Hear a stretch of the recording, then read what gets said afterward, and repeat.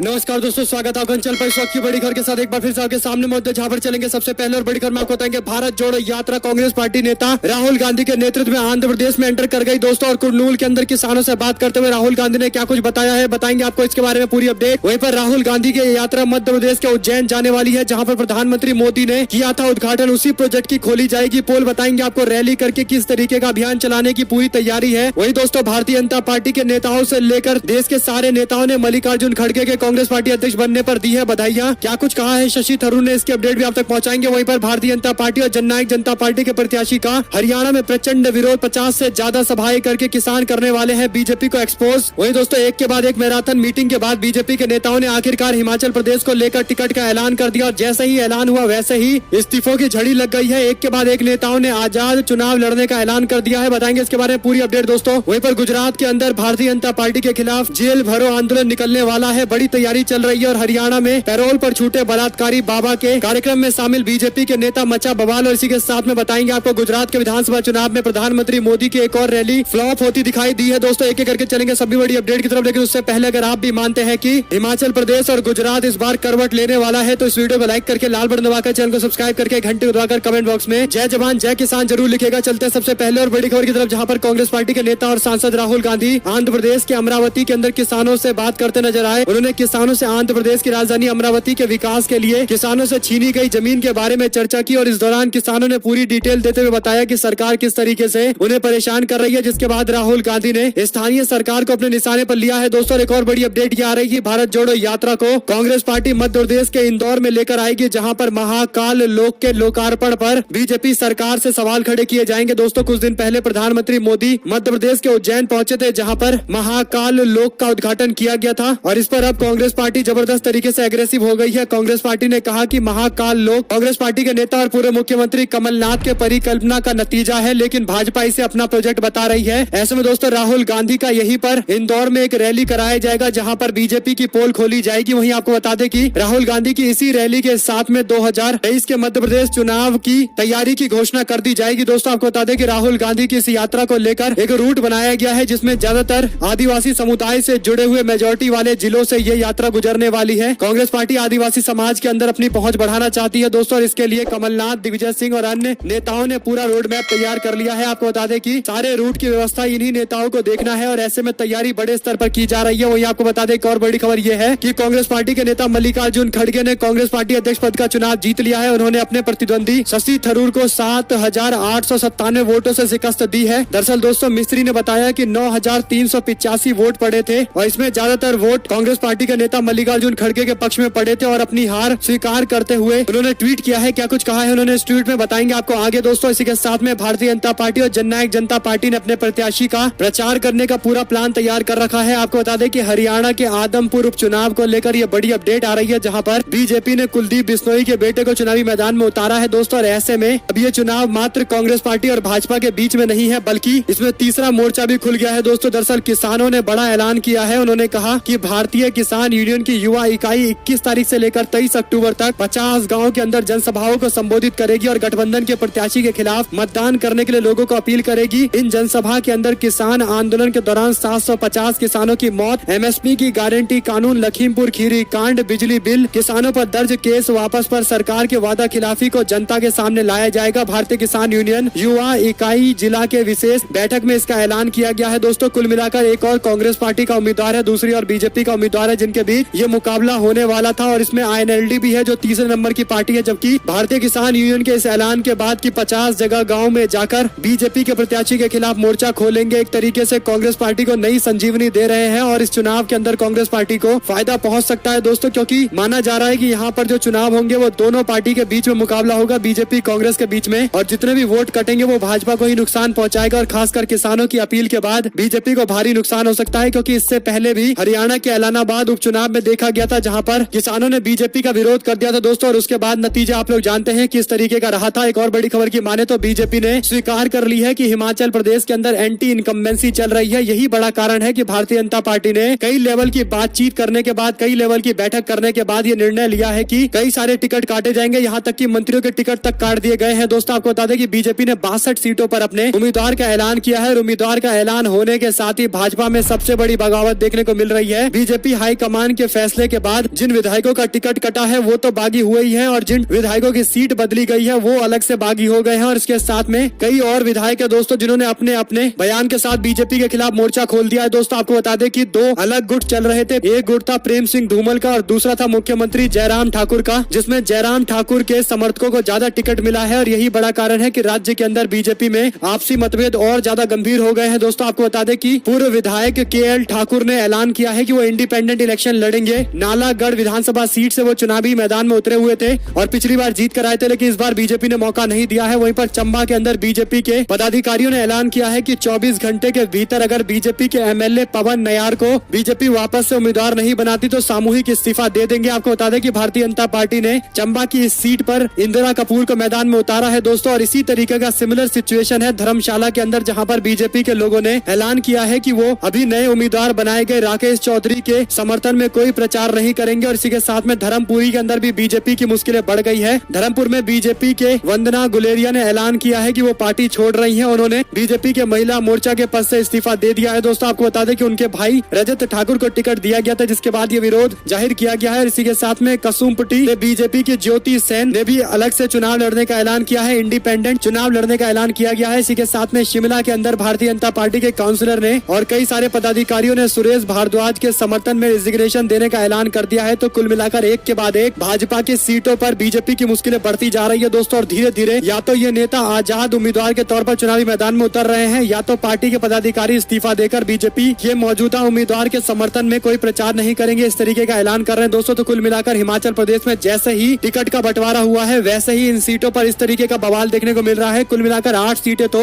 ऐसी है जहां पर बीजेपी के नेता पूरी तरीके से बागी हैं दोस्तों, और बाकी कुछ सीटें हैं तो कुल मिलाकर 68 में से माना जा सकता है कि आधी सीटें ऐसी है जहां पर भाजपा बगावत झेल रही है। आपको बता दें कि कांग्रेस पार्टी ने भी 46 सीटों पर अपने उम्मीदवारों की घोषणा की थी, लेकिन कांग्रेस पार्टी में इक्के दुक्के इस्तीफे के बाद कोई इतनी बुरी खबर सामने नहीं आई है दोस्तों। और एक और बड़ी अपडेट की माने तो हिमाचल प्रदेश के अंदर ये कयास लगाया जा रहा है कि बीजेपी के एक और sitting MLA Congress party join कर सकते हैं और सुलह विधानसभा से चुनावी मैदान में उतर सकते हैं। वहीं आपको बता दें कि महिलाओं पर अपराध को कैंसर बताने वाले यूनाइटेड नेशन के सेक्रेटरी एंटोनियो गुतेरस आजकल दोस्तों भारत आए हुए हैं और उन्हीं को लेकर सोशल मीडिया पर लोग बयान दे रहे हैं। लोगों ने कहा कि गुतेरस महिला सुरक्षा की बातें करते हैं, मुद्दा उठाते हैं, लेकिन शायद इस बात से अनजान है कि जिस देश के अंदर वो भाषण दे रहे हैं उस देश के गृह मंत्री खुद बलात्कारियों को रिहा करवा रहे हैं। कुल मिलाकर दोस्तों बिल्किस बानो के इस मामले से जोड़कर एंटोनियो गुतेरस के बयान को इस तरीके से तंज कसा जा रहा है। एक और बड़ी खबर की माने तो गुजरात के अंदर पूर्व गृह मंत्री विपुल चौधरी की रिहाई को लेकर आज अरबुड़ा की सेना और पूरे उत्तर गुजरात के अंदर विभिन्न जिलों के अंदर जेल भरो आंदोलन शुरू करने वाली है दोस्तों। एक तरीके का प्रचंड जेल भरो आंदोलन किया जाएगा। इसके पीछे सबसे बड़ा कारण यह है कि गुजरात के पूर्व गृह मंत्री विपुल चौधरी को तकरीबन 2 महीने पहले गिरफ्तार कर लिया गया था। उन पर भ्रष्टाचार के आरोप लगाए गए थे, लेकिन उसके बाद से अभी तक उनको रिहा नहीं किया गया है और उनकी रिहाई को लेकर इस तरीके का एक बड़ा आंदोलन चलाया जाएगा। एक और बड़ी खबर की माने तो हरियाणा के अंदर पैरोल पर छूटे बलात्कार के दोषी राम रहीम से बीजेपी की मेयर ने आशीर्वाद लिया है। आपको बता दें कि रेप और हत्या के दोषी राम रहीम पैरोल पर 40 दिन के लिए बाहर आया है। ऐसे में उत्तर प्रदेश के बागपत आश्रम में रह रहे डेरा प्रमुख गुरमीत राम रहीम ने बुधवार को ऑनलाइन सत्संग किया दोस्तों, जिसमें करनाल से काफी लोग जुटे। लेकिन एक हैरान करने वाली बात जो रही वो ये कि भारतीय जनता पार्टी की मेयर रेणु गुप्ता ने वीडियो कॉलिंग के माध्यम से गुरमीत राम रहीम से कहा कि पिताजी आपका आशीर्वाद बना रहे, आपके स्वच्छता के संदेश से करनाल आगे बढ़ रहा है, आप करनाल के साथ अपना आशीर्वाद बनाए रखिए। गुरमीत राम रहीम के सत्संग में हरियाणा से बीजेपी के बड़े बड़े नेता शामिल हुए थे दोस्तों, जिसके बाद कई सारे गंभीर सवाल खड़े हो रहे हैं। बड़ी बात यह है कि आदमपुर के अंदर चुनाव हो रहे हैं और ऐसे में ये 40 दिनों का जो पैरोल दिया गया है ये आखिरकार सवालों के घेरे में है। एक और बड़ी अपडेट की माने दोस्तों तो गुजरात के अंदर प्रधानमंत्री नरेंद्र मोदी अपने कई दिनों की यात्रा पर आए हुए हैं, जहां पर गुजरात इलेक्शन के दौरान प्रधानमंत्री मोदी की एक तस्वीर काफी ज्यादा चर्चा का विषय बनी है, जिस पर आगे चर्चा करेंगे। लेकिन प्रधानमंत्री मोदी के रैली को लेकर भी दावा किया जा रहा है कि गुजरात में प्रधानमंत्री मोदी भाषण दे रहे हैं और उनकी ये रैली की खाली तस्वीरें हैं। दरअसल दोस्तों खाली कुर्सियों की ये तस्वीरें शेयर की जा रही है और जूम करके दिखाया भी जा रहा है कि प्रधानमंत्री सामने भाषण दे रहे हैं और यहाँ से दावा किया जा रहा है कि शायद गुजरात परिवर्तन की राह पर निकल चुका है। एक और बड़ी खबर की माने दोस्तों तो मल्लिकार्जुन खड़गे का सफर राजनीति का काफी ज्यादा संघर्षपूर्ण रहा है। 1969 में गुलबर्गा शहर के अध्यक्ष बने थे। 1972 से 2008 में चुनाव होने तक 9 बार विधायक रहे और 2009 से लेकर 2019 तक 2 बार के लोकसभा के सांसद रहे। 2009 से लेकर 2014 के बीच में केंद्रीय सरकार में मंत्री रहे। 2014 से लेकर 2019 के बीच में लोकसभा के नेता प्रतिपक्ष, 2021 से 22 के बीच में राज्यसभा के नेता प्रतिपक्ष रहे। 2020 से लेकर अब तक राज्यसभा के सांसद के तौर पर काम कर रहे थे। तो एक लंबा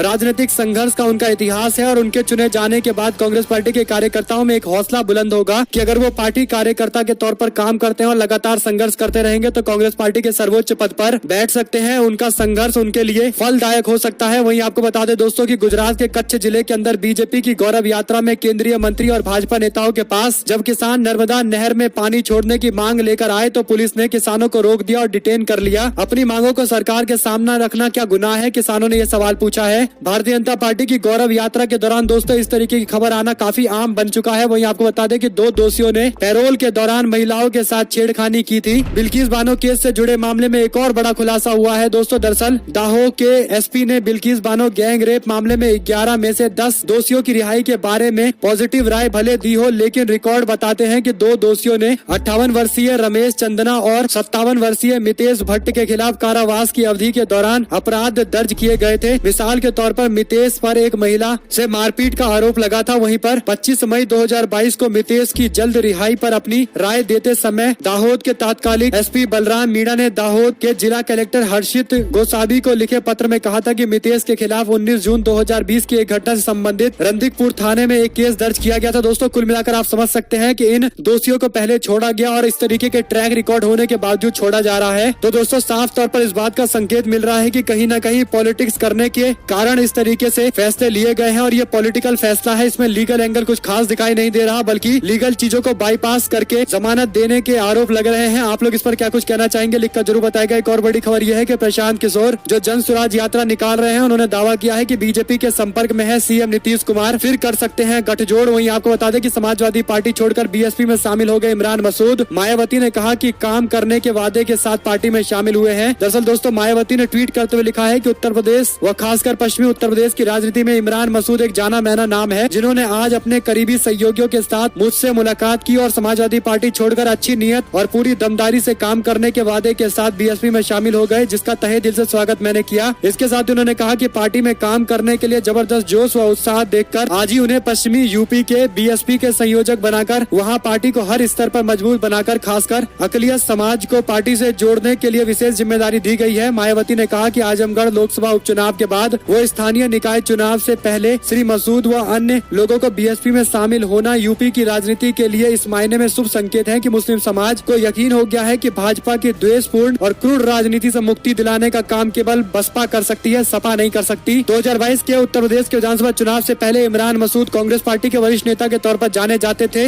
इसके बाद दोस्तों अचानक उन्होंने 2022 के विधानसभा चुनाव के दरमियान रातों रात समाजवादी पार्टी ज्वाइन कर ली, लेकिन वहां पर उनको टिकट नहीं मिला और उसके बाद ये माना जा रहा था कि जल्दी वो या तो बीएसपी में जाएंगे या वापस कांग्रेस पार्टी में आ जाएंगे। लेकिन कांग्रेस पार्टी में उनकी जगह कांग्रेस पार्टी ने एक और नेता को आगे बढ़ाया है, वो है नसीमुद्दीन सिद्दीकी। तो अगर वो कांग्रेस पार्टी में चले भी जाएंगे तो उतना बड़ा कद नहीं हो पाएगा इस बार, और यही बड़ा कारण है कि बीएसपी की तरफ रुख किया है उन्होंने। और बीएसपी को भी 2024 के चुनाव के मद्देनजर मुस्लिम मतदाताओं को साथ में लाने के लिए कोई बड़ा फेस चाहिए और ऐसे में इमरान मसूद बीएसपी में शामिल हुए दोस्तों, जिससे बीएसपी को फायदा जरूर पहुंचेगा, लेकिन कितना फायदा पहुंचेगा ये समय बताएगा। वहीं आपको बता दें कि हिमाचल प्रदेश के विधानसभा चुनाव में टिकट का ऐलान होने के साथ साथ बीजेपी और कांग्रेस पार्टी 2 ही पार्टियां दिखाई दे रही है। आम आदमी पार्टी का कोई अता पता नहीं है। इससे पहले अरविंद केजरीवाल हिमाचल प्रदेश में बड़ी बड़ी बातें किया करते थे, लेकिन हिमाचल प्रदेश पूरी तरीके से उनके हाथ से निकलता नजर आ रहा है दोस्तों, और इसीलिए हिमाचल प्रदेश पर अपना फोकस हटाकर आम आदमी पार्टी मात्र गुजरात की तरफ देख रही है। और हो सकता है कि गुजरात के अंदर भी जल्द कुछ ऐसा माहौल बन जाए कि आम आदमी पार्टी पूरी लड़ाई से बाहर चली जाए। एक और बड़ी खबर की माने दोस्तों तो प्रधानमंत्री नरेंद्र मोदी ने गुजरात में अपने दौरे के दौरान एक तस्वीर शेयर की, जिसमें प्रधानमंत्री कुछ बच्चों के साथ में बैठे हुए हैं और एक डिजिटल स्मार्ट क्लास चल रही है। प्रधानमंत्री मोदी के द्वारा ये तस्वीर शेयर की गई है दोस्तों, और इस तस्वीर के सामने आने के बाद लोगों ने इसमें इतनी कमियां निकालते हुए भाजपा की पोल खोलने का दावा किया है। आपको बता दें कि सबसे पहले जो खिड़की दिखाई जा रही है वो नकली खिड़की है और प्रधानमंत्री मोदी मात्र 4-5 बच्चों के साथ बैठे हुए हैं, जिसके बाद सवाल ये खड़ा हुआ है कि ये कौन सी क्लास है जिसमें मात्र 5 बच्चे बैठते हैं। और दोस्तों कई सारे लोगों ने कहा कि प्रधानमंत्री मोदी और भारतीय जनता पार्टी को अगर लगता है कि हम उनकी इस फेक तस्वीर पर विश्वास करें तो सबसे पहले बीजेपी के लोग ये स्मार्ट क्लास वीडियो बनाकर दिखाए कि किस तरीके का ये स्मार्ट क्लास है जिसमें मात्र 5 बच्चे बैठे हुए हैं। और अगर सरकार ने सच में स्मार्ट क्लास बनाया है तो इसका वीडियो बनाकर दिखाइए, या फिर एक स्टूडियो बनाकर फोटो क्लिक कराने के लिए ताकि चुनाव में सर्कुलेट किया जाए और तथाकथित स्कूलों के विकास का दावा किया जाए। प्रधानमंत्री मोदी ने इस दौरान मिशन स्कूल ऑफ एक्सीलेंस का भी शुभारंभ किया है दोस्तों, यानी भारतीय जनता पार्टी स्कूलों पर ज्यादा फोकस कर रही है। इसके पीछे बड़ा कारण हो सकता है कि आम आदमी पार्टी भी बार बार स्कूलों स्कूल अच्छे करने का दावा कर रही है। हालांकि दिल्ली की हकीकत तो जनता दिल्ली की जानती है। वहीं पर कांग्रेस के नवनिर्वाचित अध्यक्ष मल्लिकार्जुन खड़गे बोले, कहा ये चुनाव मेरे नहीं बल्कि हमारे लिए था और हमारी जीत हुई है, किसी की कोई हार नहीं हुई। वहीं पर वोट करना था खड़गे को या फिर शशि थरूर को, लेकिन कांग्रेस पार्टी के पर्ची में 416 ऐसे वोट मिले दोस्तों जिसमें राहुल गांधी का नाम लिख दिया गया था, जिसके कारण इन सभी वोटों को रिजेक्ट कर दिया गया है। आपको बता दें कि 416 वोटों का अमान्य घोषित किया गया है। कांग्रेस पार्टी के नेता मधुसूदन मिस्त्री ने जानकारी देते हुए कहा कि 9,385 वोट पड़े थे, इनमें से 416 वोट अवैध करार दिए गए हैं। वही दोस्तों भाजपा के एक और नेता ने विवादित बयान दिया है। बीजेपी के राष्ट्रीय महामंत्री और उत्तराखंड के प्रभारी दुष्यंत कुमार गौतम ने कांग्रेसियों को लेकर विवादित बयान दिया। पार्टी मुख्यालय में पत्रकारों से चर्चा करते हुए उन्होंने कहा कि कांग्रेसी मंदिरों में लड़कियों को छेड़ने जाते हैं। उन्होंने कहा कि जिस प्रकार का प्रयोग कांग्रेस करना चाहती है उससे हमें कोई दुख नहीं है, लेकिन दुख उनकी विचारधारा से है। कांग्रेस ने बीजेपी के प्रभारी के बयान को लेकर तीखा पलटवार किया है। वहीं आपको बता दें कि AIMIM के चीफ असदुद्दीन ओवैसी ने प्रधानमंत्री मोदी को एक लेटर लिखा है। इस लेटर में उन्होंने कहा कि सुप्रीम कोर्ट में पूजा स्थल अधिनियम को बचाने की कोशिश की जानी चाहिए, यानी प्लेसेस ऑफ वर्शिप एक्ट 1991, जिसे दोस्तों हटाने के लिए सुप्रीम कोर्ट के अंदर याचिका दाखिल की गई थी, अनकॉन्स्टिट्यूशनल बताया गया था और इस पर सुनवाई भी होने वाली है। तो असदुद्दीन ओवैसी ने कहा कि प्रधानमंत्री मोदी दखल दे और इस एक्ट को बचाने की कोशिश करे, क्योंकि इस एक्ट के कारण ही देश के अंदर शांति है और कुछ एक प्लेस पर ही विवाद चल रहा है, ज्यादातर शांति है। लेकिन अगर इस एक्ट को हटा दिया जाएगा दोस्तों तो कई सारे विवाद उपज कर सामने आएंगे। और एक और बड़ी अपडेट ये है कि मल्लिकार्जुन खड़गे तय करेंगे पार्टी में मेरी भूमिका। राहुल गांधी से जब ये पूछा गया कि अब तो पार्टी अध्यक्ष पद पर चुनाव हो चुका है, अब क्या होगा आगे, तो उन्होंने कहा कि कांग्रेस पार्टी अध्यक्ष पद के चुनाव के बाद नई नियुक्ति हो गई है। मल्लिकार्जुन खड़गे जी नए कांग्रेस पार्टी के अध्यक्ष बन गए हैं। वो जो फैसला लेंगे वही फैसला हम सबको मानना है। मेरी क्या भूमिका होगी ये भी वही तय करेंगे। इसी के साथ में गुजरात में आम आदमी पार्टी इस बार बीजेपी को क्यों दे सकती है मात, रोड शो में सिसोदिया ने गिनवाए कारण। आपको बता दें कि बिल्किस बानो केस मामले को लेकर भी बीजेपी के साथ साथ आम आदमी पार्टी भी बुरी तरीके से फंसी हुई है। दोस्तों आम आदमी पार्टी का दावा है कि राज्य में 27 साल से बीजेपी की सरकार है और कोई विकल्प नहीं था, इसीलिए आम आदमी पार्टी एक विकल्प के रूप में उभरी है। मीडिया चैनल से बात करते हुए सिसोदिया ने बड़े बड़े दावे किए हैं, लेकिन आम आदमी पार्टी इस बार बीजेपी के ही कदमों पर चल रही है। दोस्तों सबसे पहले बिल्किस बानो केस मामले को लेकर ना तो कोई भाजपा का नेता अपनी सरकार की गलती मानने को तैयार है और न ही आम आदमी पार्टी के लोग इस पर चर्चा करने को तैयार है। यहाँ तक कि मनीष सिसोदिया से जब ये पूछा गया कि बिल्किस बानो केस मामले पर आप कोई बयान देंगे या नहीं देंगे, उनके साथ अन्याय हुआ है, आप सुप्रीम कोर्ट में उनकी लड़ाई लड़ेंगे या इस तरीके का सवाल पूछा गया, तो उन्होंने जवाब देते हुए कहा कि हमारे मुद्दे स्कूल है, बेरोजगारी है, भ्रष्टाचार है, महंगाई है। लेकिन दोस्तों सवाल ये खड़ा होता है कि इंसानियत के आधार पर भी बिल्किस बानो केस मामले को लेकर मनीष सिसोदिया को बिल्किस बानो के साथ में खड़ा होना चाहिए, लेकिन उन्होंने ये बयान नहीं देकर ये बात तय कर दी है कि भारतीय जनता पार्टी के तथाकथित सॉफ्ट हिंदुत्व की राह पर आम आदमी पार्टी भी निकल चुकी है। और इसके पीछे दूसरा बड़ा कारण ये है कि आम आदमी पार्टी ने अब तक जितनी भी सीटों का ऐलान किया है दोस्तों, उम्मीदवार का ऐलान किया है, एक भी उम्मीदवार उसने मुस्लिम समाज से नहीं उतारा है, जो साफ तौर पर दिखाता है कि बीजेपी की राह पर आम आदमी पार्टी निकल रही है। वहीं पर मोदी साहब बताए बेटी का यौन उत्पीड़न करना भी आपके लिए अच्छा व्यवहार है क्या? महुआ मोइत्रा ने बिल्किस बानो केस मामले को लेकर ये सवाल भारतीय जनता पार्टी से पूछा है। वहीं पर दिल्ली के अंदर पटाखे फोड़ने पर 200 रुपए का जुर्माना और 6 महीने की जेल हो सकती है और पटाखे बनाए जाने पर 3 साल की सजा हो सकती है दोस्तों और 5,000 रुपए का जुर्माना लग सकता है। वहीं आपको बता दें कि शशि थरूर ने तस्वीर साझा की है जिसमें मल्लिकार्जुन खड़गे के साथ हाथ में हाथ डालकर ऊपर करके पार्टी के कार्यकर्ताओं का स्वागत कर रहे हैं। इस दौरान उन्होंने लिखा कि उधर भी अपने ही थे सबके सब, इधर भी अपने थे सारे के सारे, तुम जीते तो भला क्या